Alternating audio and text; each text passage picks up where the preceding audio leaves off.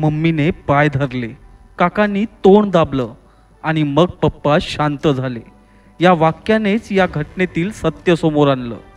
नमस्कार मित्रांनो, तुमचं स्वागत आहे क्राईम स्टोरी गुरुजी या यूट्यूब चॅनलवर. मित्रांनो, आज आपण ऐकणार आहोत एक अशी सत्य घटना जी ऐकून तुमच्या अंगावर काटा येईल. आणि हो मित्रांनो, ही सत्य घटना तुम्हाला आठवण करून देईल मेरठच्या ब्लू मर्डर केसची. होय मित्रांनो, अगदी तशीच थरारक घटना घडली आहे राजस्थानच्या अलवर जिल्ह्यात. 15 ऑगस्ट 2025च्या रात्री खैरतल गावात एका पतीची हत्या करण्यात आली आणि त्याचा मृतदेह घरात असलेल्या मोठ्या निळ्या ड्रममध्ये भरून त्यावर मीठ टाकण्यात आलं.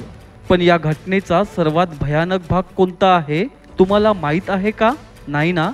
या संपूर्ण हत्येचे साक्षीदार आहेत ते पण त्याच घरातील 3 लहान मुले. आणि त्यापैकी 8 वर्षाचा मुलाने पोलिसांना सांगितलेले शब्द ऐकून सर्वांच्या अंगावर काटा आला. तो मुलगा म्हणाला, मम्मीने पाय धरले, काकांनी तोंड दाबलं आणि मग पप्पा शांत झाले. चला तर मित्रांनो, या घटनेला विस्तृतमध्ये जाणून घेऊयात.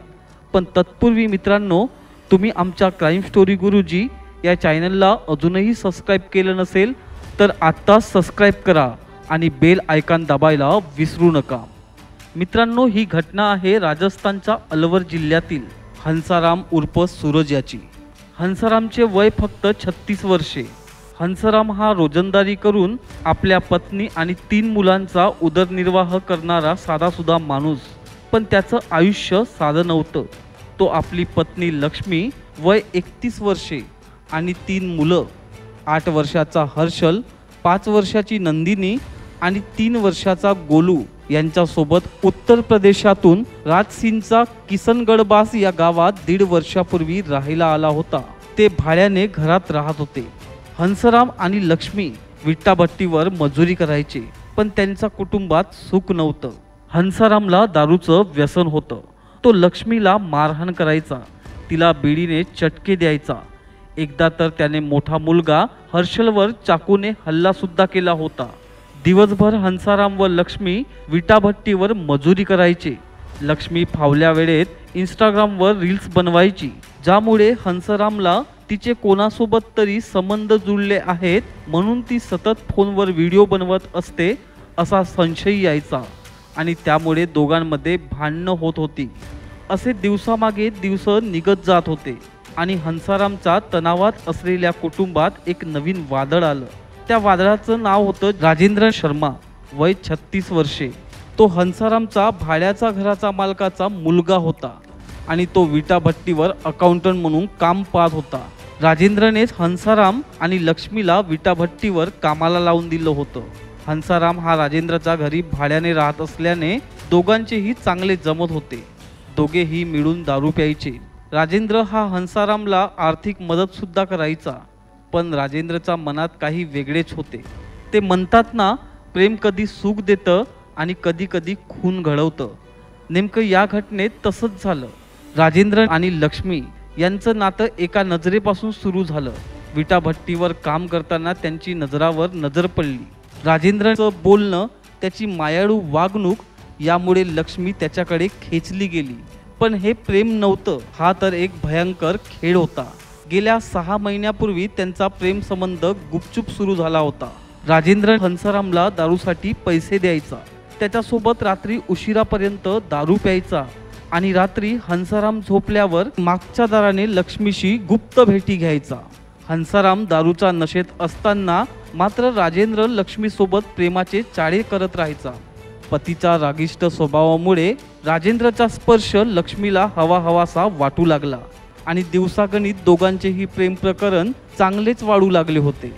पण ते म्हणतात ना, प्रत्येक गुपिताला मर्यादा असतात.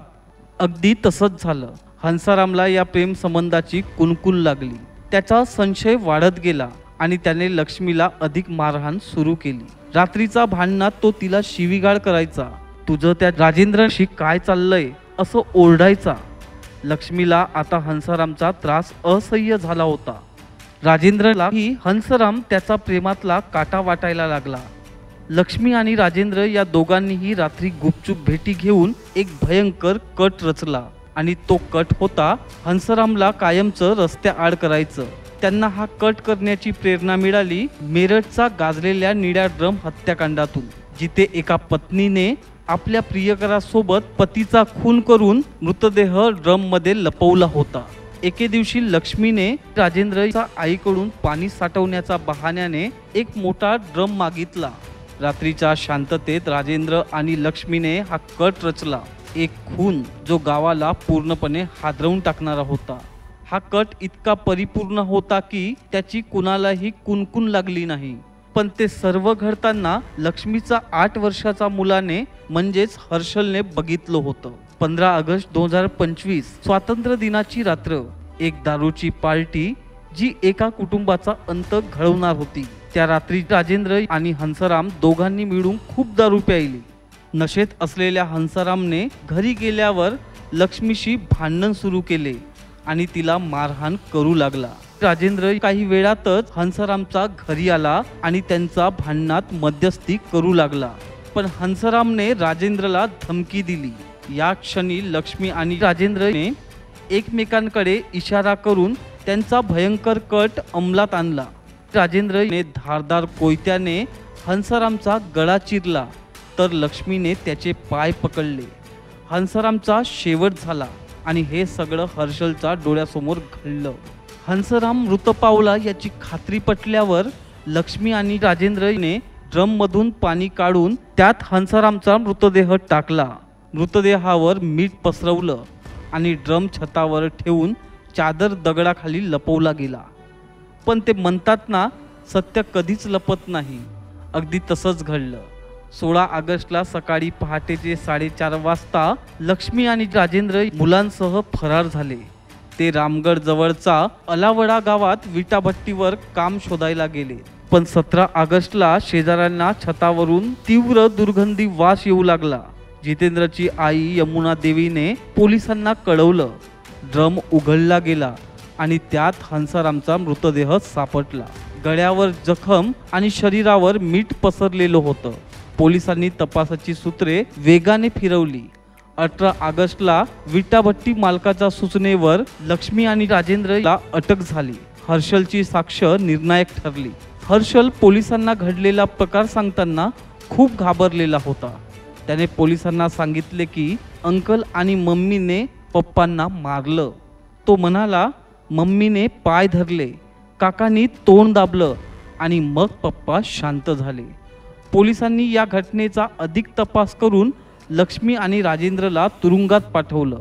पण या क्रूर घटनेने हंसरामचे 3ही मुलं अनाथ झाले. हंसराम हे जग सोडून निघून गेला.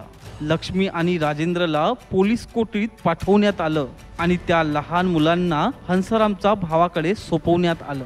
मित्रांनो, हा खून फक्त हंसरामचा अंत नव्हता, तर 3 चिमुकल्यांचे भविष्य अंधारात लोटणारी एक घटना होती. हर्षल, नंदिनी आणि गोलू यांना या भयानक प्रसंगाचा सामना करावा लागला. मित्रांनो, त्या निरागस मुलांचा मानसिक आरोग्याची काळजी कोण घेणार हा प्रश्न मात्र निरुत्तर आहे. मित्रांनो, ही घटना आपल्याला विचार करायला भाग पाडते.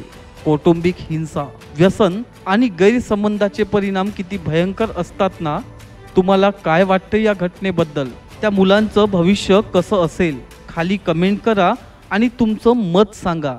आणि हो मित्रांनो, अशा सनसनीखेज क्राईम स्टोरी पाहण्यासाठी आमच्या क्राईम स्टोरी गुरुजी या चॅनलला सबस्क्राईब करा आणि बेल आयकॉन दाबायला विसरू नका.